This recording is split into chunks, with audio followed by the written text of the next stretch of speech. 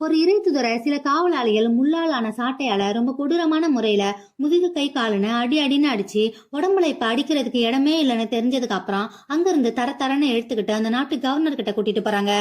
அப்ப அங்க இருந்த யூத மக்கள் இவரை சிலுவையில அறையணும்னு கூச்சல் போட அங்க இருந்த காவலர்கள் நீதான் யூதருக்கு ராஜாவாச்சுன்னு சொல்லி ஒரு முள் கிரீடத்தை அவருக்கு சூட்டி இயேசுவோட சேர்த்து இன்னும் 2 திருடர்களை சிலுவை சுமக்க சொல்றாங்க.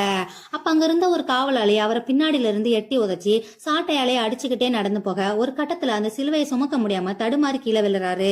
அதனால அந்த கூட்டத்துல இருந்த வேறு ஒரு நபர் மூலியமா சிலுவையை சுமந்துகிட்டே அவர் எந்த மலையில உன் எதிரியை நேசின்னு சொன்னாரோ அதே மலையில வச்சு அவருடைய வஸ்திரங்களை நீக்கி அரை நிர்வாணமாய் சிலுவையில படுக்க வைக்கிறாங்க. பிறகு மிகப்பெரிய ஆணைய அவரோட 2 கைகளிலும் அடிக்க பாவம் மனுஷன் வழி தாங்க முடியாம கத்துறாரு.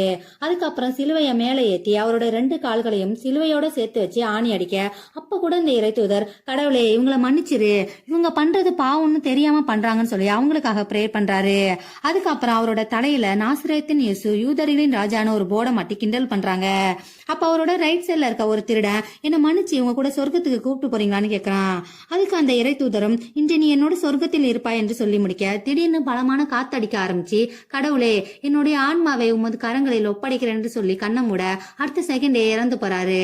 அதுக்கப்புறம் ஒரு காவலாளி இறந்தது உண்மைதானான்னு கன்ஃபார்ம் பண்ண ஒரு ஈட்டியால அவரோட விழா எலும்புல குத்த வெறும் தண்ணி மட்டும் வருது.